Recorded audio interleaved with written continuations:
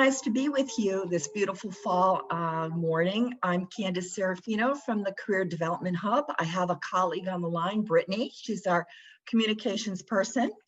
This morning, we're going to talk with our families and our students about the career resources that UMass offers. And we hope you're all staying safe and connected and getting your schoolwork done. So I've got some slides I'd like to share with you first. And then I've invited the real stars of this program, 3 of our UMass students who have done some awesome internships. They're going to tell you a little bit about those experiences and what they're learning from them. If you have any questions, feel free to use the chat box. And we will be happy to try and get to those, or just raise your hand and we can answer those. So why don't we keep the questions till towards the end after the students are speaking. Okay, so I'm going to share, give me a minute to share my screen.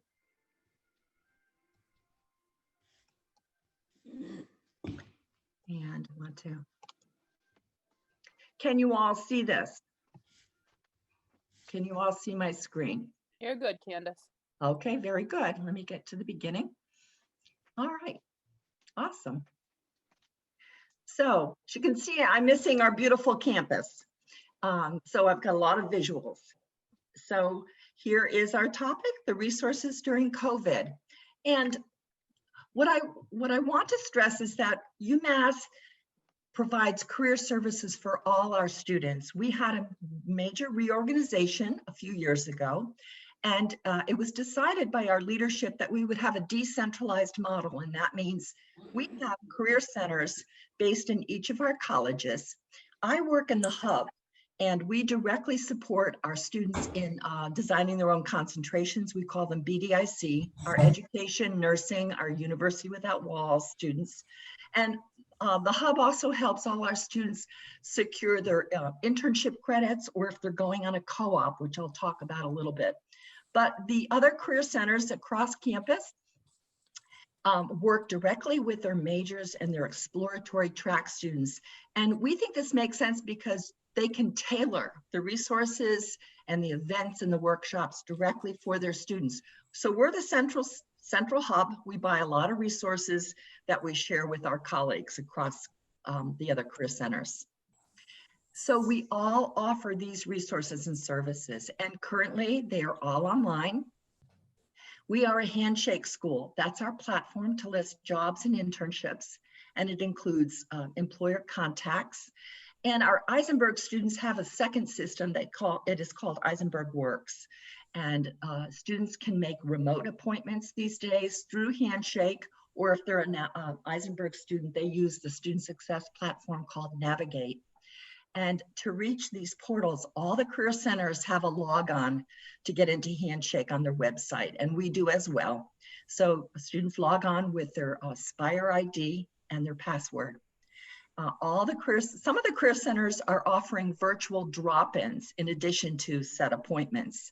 And so they don't even need an appointment for a drop-in for a quick resume review. Our computer science career center uses the platform Slack, so they share a lot of information through that system. This fall, we, as everyone, we had to pivot quickly so that we could stay current and help our students in their career development. So we reviewed a lot of different software systems, and we selected a virtual career fair platform called Career Fair Plus. And it's an awesome app. I'll tell you a little bit more about it. And this semester alone, we are offering 15 different virtual career fairs. We've had about 9 of them so far. And of course, all the employer sessions are online and they're listed in Handshake because employers know on-campus recruiting this semester, obviously, and we're hoping and praying that this will change fairly soon for all of us. The employers are adjusting as well. So we've all, students, career centers, all of us have to adjust. And I think we're doing it successfully. It starts at like 10 on the dot instead of let's wait a couple of minutes. Yeah, and then the workshops that we provide are LinkedIn, preparing for these virtual fairs, and acing interviews, particularly remote. interviews now. Those are kind of strange, but awkward, but necessary. And all the career centers have a lot of resources. We've developed a career toolkit to help students get resume samples, to look for tips on cover letters. We have great career videos that give them quick tips on various topics. We also bought an awesome software system, Big Interview, where students can practice their interviewing skills and they can actually stream and practice themselves. And for those of the students that need some focus, we have some assessment tools. Maybe some of them have taken them in high school, but they change and they develop new strengths. So we offer a lot of different assessment tools, and they can be very fun. And I also recommend juniors and seniors to do some, so that they can better prepare for interviews. So we've had a real variety of events. You can see some of the upcoming fairs that we're offering, and all UMass students, depending on whatever major they are welcome to attend any of our career fairs, okay? And then we also partner with JCPenney's, and it's actually this weekend, and it started yesterday, and perhaps you've heard about it, that our students can get a discount code to shop for professional clothing. And if you text UMass to this number, 67292, you can shop online, get 30 to 50% off professional clothing for all students. So if folks could put their remotes on, that would be. Please hit your remote button as you enter. Thank you. Please hit remote. We're also offering a wonderful diversity networking event for our students of underrepresented identities. And then we're already planning for spring 2021. You can see a great variety of different types of career fairs. We do about 30 career fairs a year because our students have a lot of interests. Here's our Handshake platform. Parents and families can't enter into Handshake, but encourage your students to connect and get into Handshake and look at opportunities. The more they use it, the more they will get suggested feeds and recommendations. And as I mentioned earlier, a lot of the career centers across the country are struggling with how to present ways for students to connect with employers. And we went with Career Fair Plus. It's going very, very well. And students upload the app on their phone or computer. They select UMass, and you can view all our fairs. And students create a profile, put their resumes in, and they can see the employers and the opportunities. And students have two choices with this system. They can sign up for a one-to-one meeting with an employer. It's about a 10-minute introductory meeting with an employer, either by video chat or audio, or they can go to a general drop-in room. So we're really pleased because the employers are liking this system. There's been glitches with other systems. And so far, so good. We've had over 5,000 student meetings with employers. We also encourage our UMass students to do networking. And that is, sourcing out opportunities that aren't even listed. So we encourage them. If folks can hit the remote button, that would be very helpful. So we also encourage and offer workshops on how to use LinkedIn. And we're very excited about our alumni office purchasing Connect UMass. This is a brand new catalog system for our students to get advice from alumni, get resume reviews, find mentors, practice their interviewing. And there's also a way for alumni to learn about experienced positions. So, if I may, everybody, the mute button is in the bottom left-hand side of your screen, please. Thank you, Brittany. Thank you, everyone. Thank you. So we're really happy to say that UMass Amherst is field experience strong. When we survey our students, 68% of our seniors have done some type of field experience. This is very competitive. We're very, very proud of this nationwide. And that includes students doing internships, co-ops. We're not a Northeastern, but some of the students are doing some longer placements. They do their rotations, their student teaching. And then in addition to that, we have almost 30% plus doing research with faculty outside of their classes. Our internship for credit policies vary by our academic departments, but some of our departments are incredibly generous and they allow students to earn up to 18 credits of internships. And that's really, really very, very robust. Our engineering college, our students have traditions of doing co-ops, and these are 4 to 9 month paid, no credit, but noted on their transcripts. We also encourage our students to get involved with some partnership programs. We have programs if a student wants to do something near the Newton, Mass area, near our Mount Ida campus. We have opportunities with employers in that area. We help our students get down to the Washington Center. Right now, they're currently remote, but these are placement programs where they actually place our students in awesome sites. And then semester in the city. And this is a wonderful program out of the greater Boston area where students can do placements in social justice organizations and doing good work. And we know for a fact that students and alumni, and employers love field experience programs because a lot of companies will hire directly from their intern pools, okay?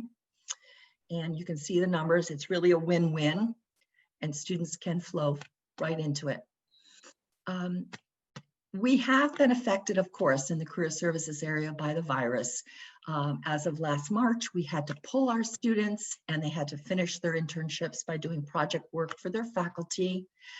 This summer, many of the programs were canceled. And this fall, there is a kind of a combination going on. Some students are doing internships in person, others are doing them hybridly. But those that are in person, they sign up field experience risk acknowledgement forms. So we want to make sure that they are safe. Okay, you, ma'am. If you could hit your remote button in the lower left-hand corner, that would be awesome. So we did have to find new resources, and we're also really trying to get the word out. This is a great new resource. Parker Dewey, we've partnered with them, and it's listed on our website. And what they are, they're like short-term work gigs. They can be 5 hours to 40 hours, and companies list them and students apply for them, and then they get paid by the Parker Dewey company. And it's a great way for students, and they're all remote, and they're not all coding or computer. There's lots of different topics that employers are looking for projects to get done. It's a great way for students to add to their resume during these times. And we also found a couple good websites that we encourage students to look at, Intern from Home and CoVIntern. And we do have students doing remote internships during the semester while they're taking their online classes. Also, of course, in the summer, sometimes in the winter break, they'll do a short one. And many of them are paid. And you can see the range depending on the major. And some of those unpaid internships, there are scholarships offered by colleges. And if a student wants to receive credit, remember the hub can help them. And students have to find a faculty sponsor and they must do an academic project. And these credits are elective, but they do count towards the UMass graduation. And all of this placement information is tracked in our Handshake system. So we're not only working with our students and our faculty, but we are working with employers, and we know these are the skills that they're looking for. We encourage students to build these skills through their academic work, through their projects, activities, and gaining some field experience. And we want to see these skills portrayed on their resumes and in their interviewing. So we are all reaching out to students early and consistently. Been doing a lot of Zoom programs, as my colleagues have, to first year, first gen, transfer students. Faculty invite us in to do Zoom meetings, and RSOs, which are our clubs. And the college career centers are sending out really targeted emails, doing some really creative things to connect students with employers. We're using our social media. We want our students to know about the Office of Undergraduate Research and our civic engagement programs. Because, oh my goodness, where our students have interned And you are going to hear specifically from 3 of our awesome student interns of where they have interned or currently interning. So we've been all over, and they find problems they want to solve and get that experience under their belt. You can see all majors find awesome opportunities.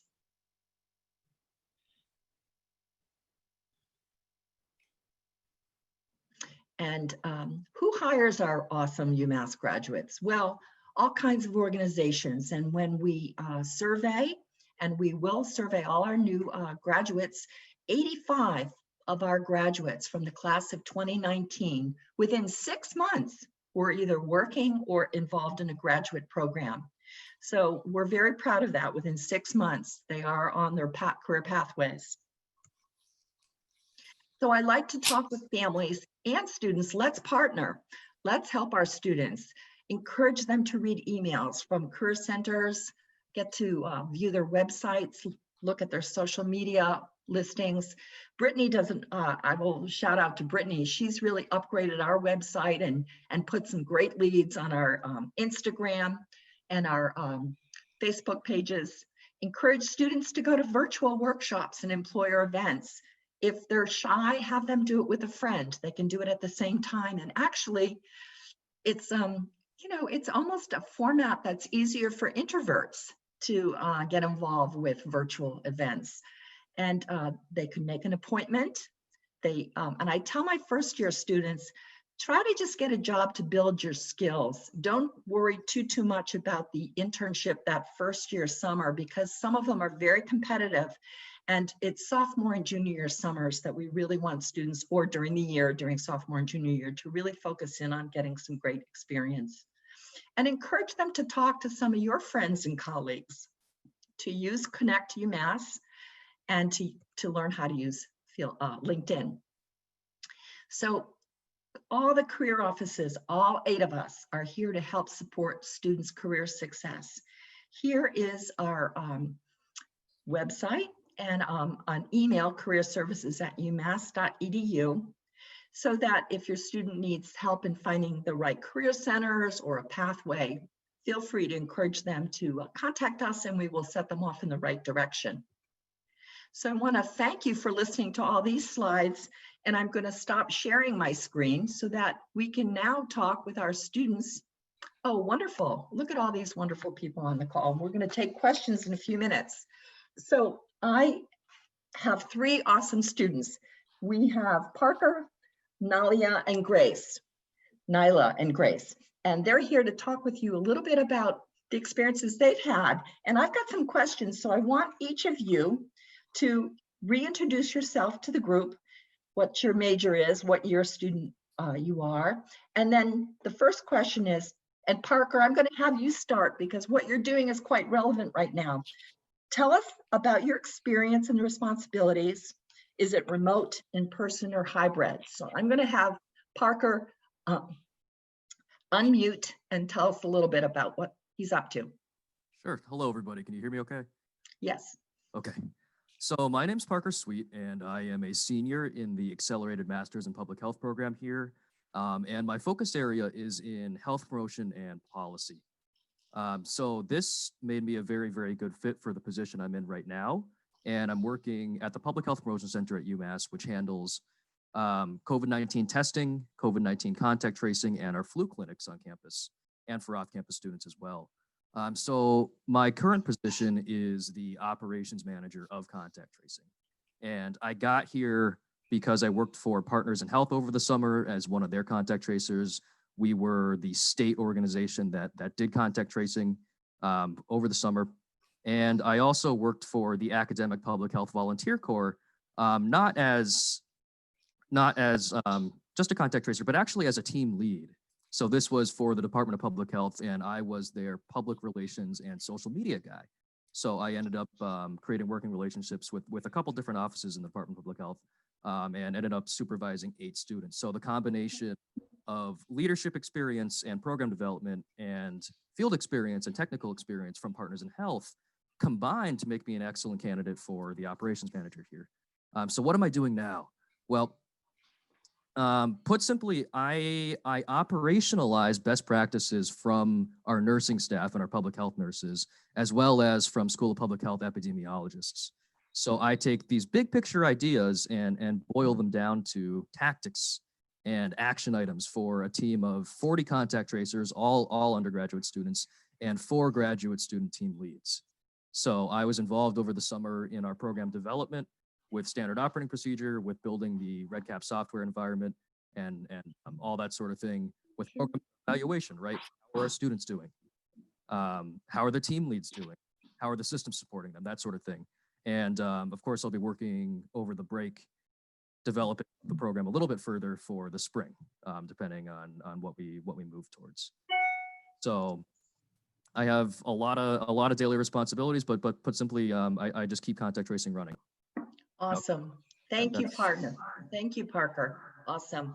I'm going to have Nyla tell us a little bit about her involvements and how you got it, what you're doing, challenges. Yeah, so, and I'll just kind of go answer all those questions kind of at once. So I'll do it in a little bit of a narrative form. Sure. Great. I'll start with, so my name is Nyla Pierce. I'm a junior this year, and I'm in the Eisenberg School of Management, as well as the College of Social and Behavioral Sciences. I'm specifically studying operations and information management, as well as managerial economics. So I guess I'll start with what I'm doing right now and kind of backtrack and say how I got there, and hopefully I'll answer most of your questions, Candace. And if I drop anything, please just let me know. I will do. Thank you. So right now I'm interning for the Commerce Department, and I'm specifically working in the International Trade Administration for the U.S. Commercial Foreign and Domestic Service.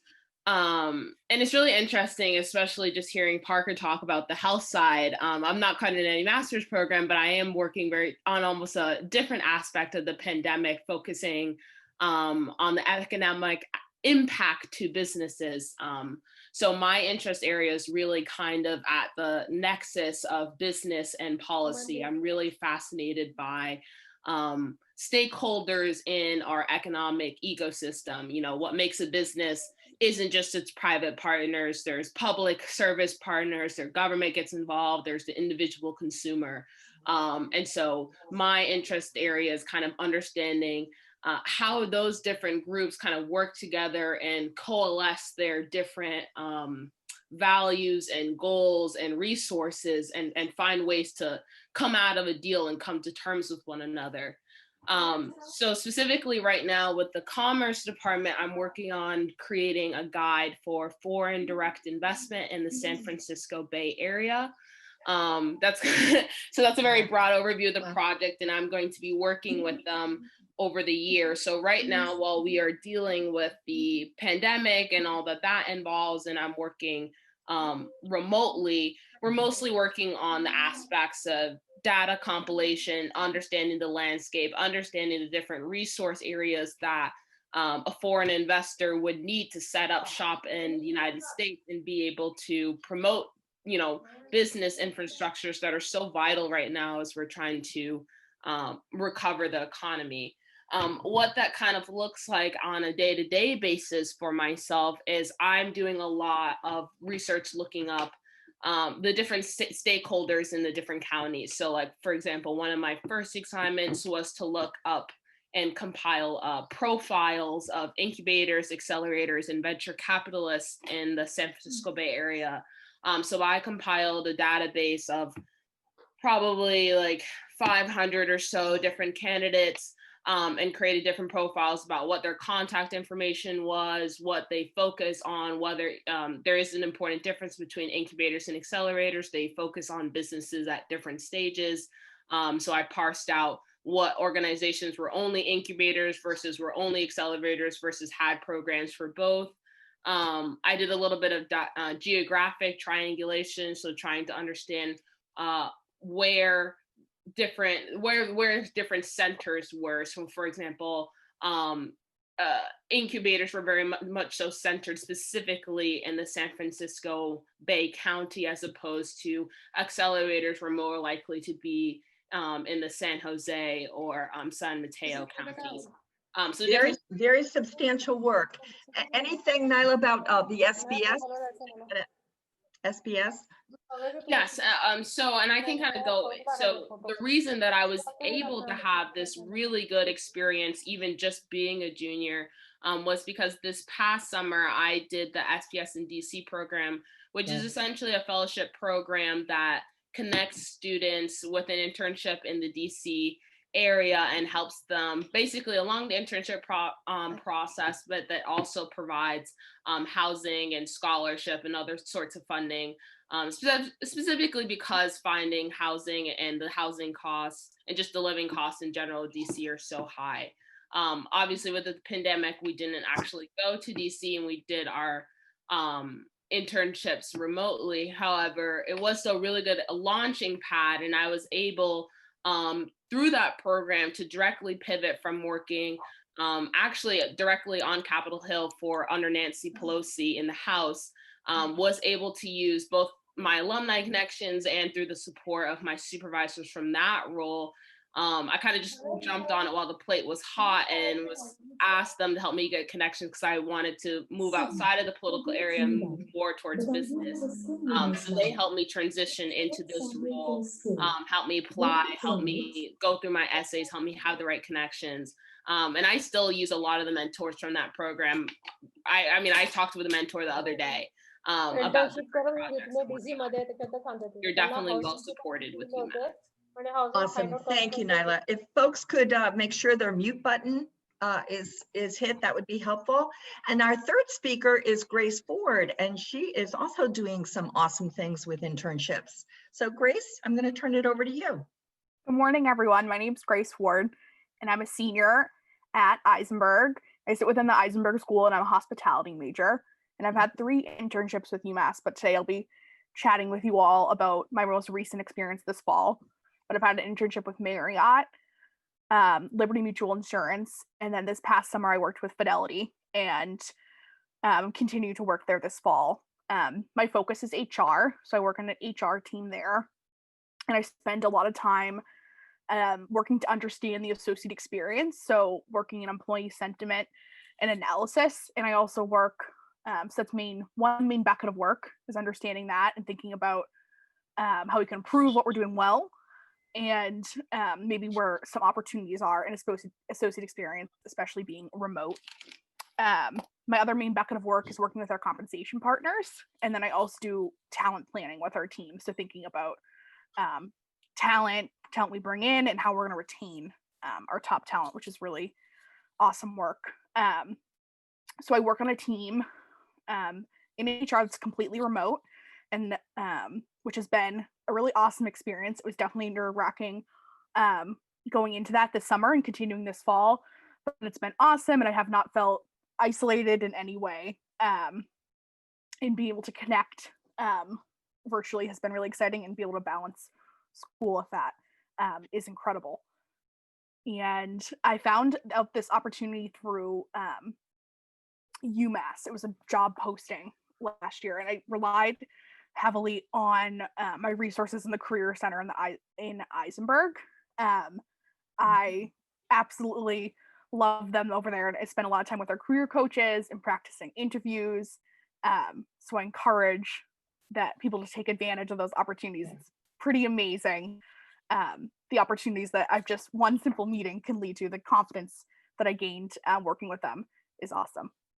Thank you, Grace. Awesome. See, as you can see, even with the pandemic, our students are doing some incredible things and finding some awesome opportunities.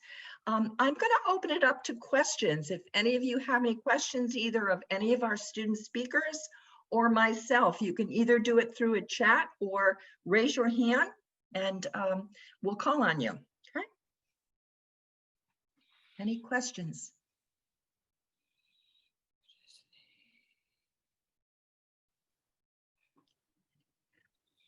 I'm checking our chat. Not sure whose husband. Yes, thank you. Any questions? Well, At this time, the data for the 2020 grads is still pending. Mhm. We are waiting for national clearinghouses to come through to collect all the student data, but it is right now being collected. As soon as it is available, we will be sharing it through our website in our About section in something called an Outcomes Report. Thank you, Brittany. Yeah, as we wrap up, the student speakers or any students in the group, what advice would you give to other students about making the most of your internship, job, or other career-related experience? Anybody? Unmute yourself. I can go first, but and then Thanks. you know Thank you. others can jump in as they feel. I think the biggest determiner of your success is definitely finding your community. As Candace mentioned in her really great presentation earlier, there's so many ways to connect with alumni in really constructive manners, not in ways where you're just kind of having some kind of coffee conversation that nothing comes out of. One of the things that I've been so grateful for and have had a really great experience on is how excited alumni are. And they're not just here to have you running coffees or doing something important. They really value your insights and really value the student perspective and really want you sincerely to have the experiences that are necessary for your success. And so I think that the more you can just show some bravery and some courage and put yourself out there, even if you're shy. I'm not saying that you have to be extroverted and talk to 50 people a day. I'm extroverted and I'll tell you what, I don't like doing Zooms more than like 5 times a day. But I think the more that you can really tap into the wonderful support system that Candace is leading. I mean, in the Career Center, the alumni networks, the career programs, the scholarships, so many people are here to lift you up. I mean, UMass is really a village. So I would say just tap into that. Awesome. We couldn't have said it better ourselves. Any other feedback from students on advice? Sure. Oh, good, Parker. Let's talk action plan. Mhm. In careers, we love deliverables, we love action plans, we love movement, right? So let me tell you some things that you can do before, during, and after an internship very, very quickly. Before, as Candace mentioned, please check your email. Incredible resources on your college website. So for me, that's School of Public Health, on the UMass Career Services website and other places, but it goes straight into your inbox. Please, inbox management, I'm sure the students here will agree, absolutely crucial, right? The second thing is networking, right? Now, it seems daunting, but let me just say networking, the traditional notion is that I think it's a means to an end, right?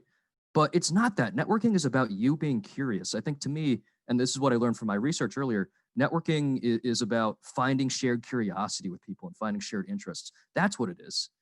So as Nyla mentioned, it's not like just getting coffee or something like that, right? It's a chance to bond. And so you're actually already familiar with networking. Networking is just as simple as making friends, This is something that you're entirely capable of. So that's some before stuff. During, we talk a lot about leadership, but the bottom line is you're going to be part of a team too. So, I know that I'm a leader, for 40 students, but also I'm part of their team, right? And so determining for yourself what do you want as a team member and what do you want as a leader are super, super crucial. And we shouldn't focus just on one or the other, right? The employee, the intern, the student is certainly three-dimensional. If we're talking after you've gone through the experience, right? What can you do? Let's talk about key learnings. That's another term that we really like to use. And this is what did you get from it? What did you learn about this industry? What did you learn about this employer? What did you learn about yourself? And this is how you start snowballing and getting the ball rolling, because in your next interview for your next internship, right? People always want to hear, what did you learn? Not just what did you do, but what did you learn? How did it affect you? So that's my kind of minute, 30-second-ish before, during, after action plan for everybody. Hope it helps. Your brief but spectacular moment. Thank you, Parker. Grace, did you want to add anything? You did a good job of an ad for the Chase career people, but anything else you want to add? Yeah, I would just say that internship opportunities are fabulous because you can understand early on what you want to do in your career and understand, or not even what you want to do in your career, but where maybe post-grad, what opportunities you want to look for. Freshman year, I went into school in the hospitality program thinking I wanted to do really tourism focused career and work with customers every day, maybe be a general manager for property or something along those lines. And I worked, I did an externship in New York City at a property and then had my internship experience at Marriott. And I found there that I loved it, but I loved working with associates and working more with the HR teams. So that led me down a whole other, so many more opportunities focused in HR and especially corporate HR. So that's what led me to Liberty. And Liberty, I learned even more about the HR function and what really sparks my interest. And then now at Fidelity, really just understanding what I want to do. So I also think internships, a lot of people go into school thinking, this is what I'm going to do. This is the job, like, you know, I have, and it's totally okay. And experiences are awesome because you get to learn what you like and what you don't like. Well said. Thank you. So yes, I want to just mention, and I'm going to answer some of the questions that came through the chat, and Brittany, feel free to pipe in as well. But we did launch, the Alumni Association is just launching the Connect UMass, and they have loaded it with alumni ready to talk with our current students. And the students are just getting the information about Connect UMass. And it's going to be, it's really one of those Cadillac of programs. And so it's one of those very, very good platforms where students are going to be able to find mentors. And as Nyla said, use those alumni because they're there to help. And I think they've all of our students have alluded to that. So a couple of questions from the chat. How are the internship and co-op placements going? Well, you know, in March and April, we did see a nosedive in terms of listings that came into our Handshake system, and the employers were struggling. They didn't know what they were going to do in terms of safety and precautions. And so the numbers went down over the summer. But I have to say, as of August, our employer relations person, they were down actually about 40% at one point. But our alumni, our employer relations person has seen them picking up again. And we are back almost to the same levels that we were seeing in pre-COVID days. So the listings are picking up again for both internships and co-ops. And Handshake, Eisenberg Works, Indeed, those are all really good resources for students to find these opportunities, both in person and remote. Someone else asked to talk a little bit more about Parker Dewey. That's kind of a cool new program. It's nationwide, and we jumped on it early because we have some forward-thinking leaders in the career area. And these are companies list their opportunities for free, and they're short-term. And as I mentioned, they can be a 5-hour project up to 40 hours. And you do an actual project. It could be a social media marketing project. It could be writing a manual for a company. It could be doing coding. And the companies listed on Parker Dewey, our students create a free profile and upload their resume, and they have to peruse Parker Dewey, and they apply for opportunities. And so the company selects the student to do the project, and Parker Dewey actually pays the students, okay? So these are short-term paid gigs. And if it's 40 hours, a student could actually earn 1 academic credit for one of these short micro internships. They're called micro internships. So that's Parker Dewey. Couple questions about CPT, curricular practical training for our international students. Absolutely, our international students can gain a field experience. And we work very closely with our international programs office, and there is a way for us to work with them and the student to get their work authorization, CPT. There's someone in my office that works very closely with all of our students to make sure that they have the correct CPT to participate. The career centers. We all are very collaborative because many employers want multiple majors. So the Career Center directors meet monthly. We all carry some of the very same resources. We all use Handshake. Eisenberg uses Eisenberg Works and Handshake. We have a lot of the same resources, Big Interview, Career Shift, the assessment tools. But the career centers can do targeted workshops like you know, computer science can do information about hackathons and working in a technical company. My office might do something more for educators or entrepreneurs because we have the BDIC students. And so we list those events in Handshake. We send out very targeted emails so students aren't inundated with programs that they're not interested in. So we find the value of being decentralized really, really helpful for students. And in the Handshake, there's not too much on the dashboard. We can invite certain groups in our colleges so that students aren't overwhelmed when they open up Handshake and see all these events.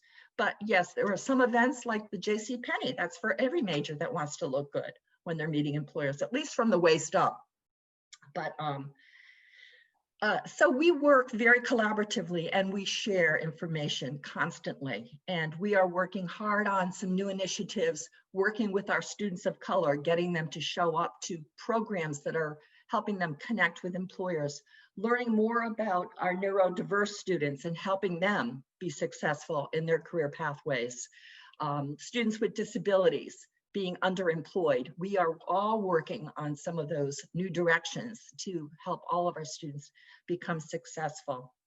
So those are some of the questions I saw on the differentials to specify. Are they tied? Yes. The career centers are tied to different schools, okay? We're kind of the conglomeration and we're tied to a couple schools, but the computer science tied to the School of Computer Science. College of Engineering has their own career center. You've heard from Grace and Nyla Eisenberg, although Nyla is in both two colleges, SBS, College of Natural Sciences, they all have their own career centers. And if you go on to our hub website, you can click right into each career center. Okay. And Right on the Brittany is homepage. sharing. Yes, thanks, Britt. These little tiles here will give you the portals straight into each school and college career center. Yeah. Thank you. Other questions that we've missed? There was one question. Thank you. Are there virtual internship opportunities for biology majors? Should they go to the CNS Career Center or directly to the hub? They should go to the CNS Career Center. And I will say that they are having a biotech and life sciences career fair on October 29th.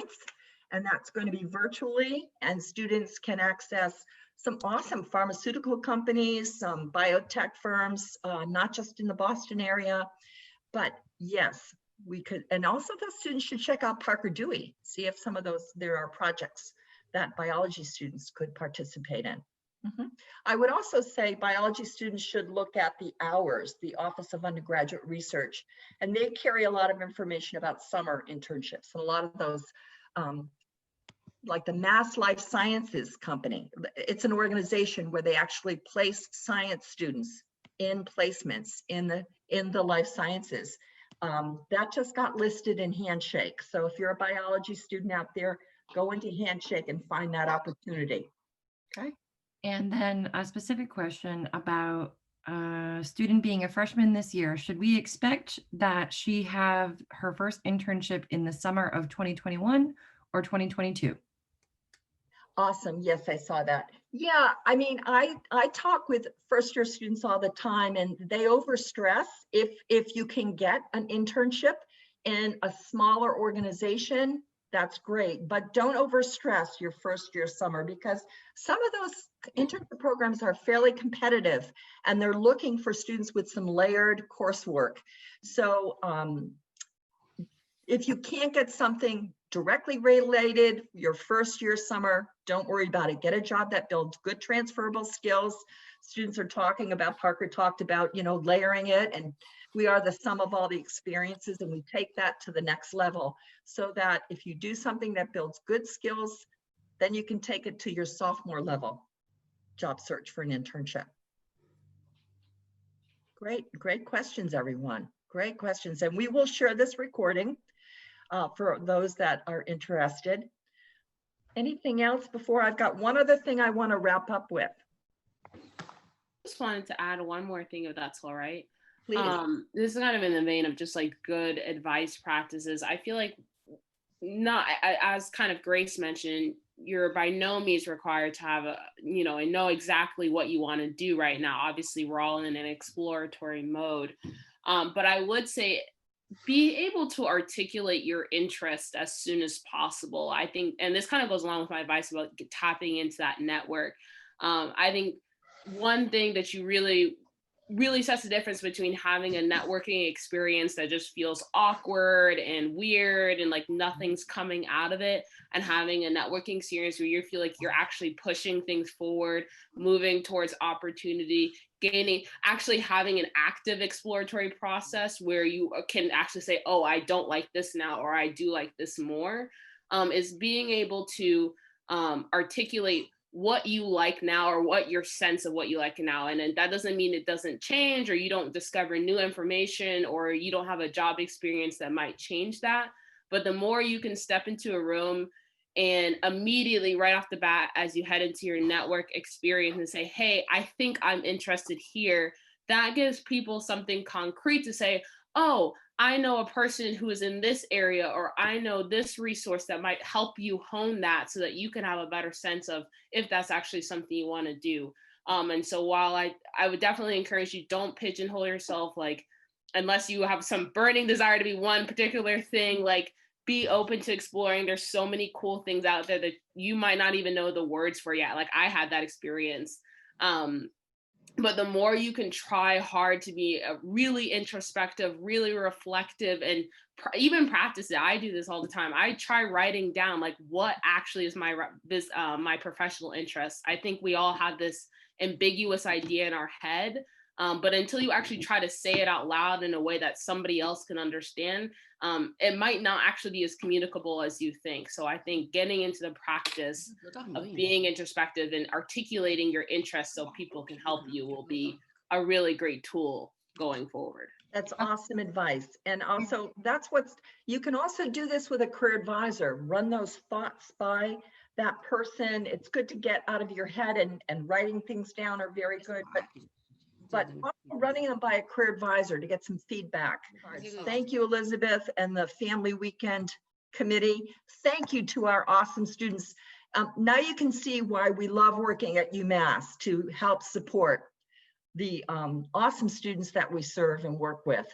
We want to thank you all this morning for coming to this session, and please let us know if there are other questions that pop up, or we can stir you into the direction of the Career Center that can help you or your student help them the most. Okay, so I want to thank everybody and say our goodbyes. Thank you all, and thank you to giving us this airtime. We're here to help. Let us know what you need.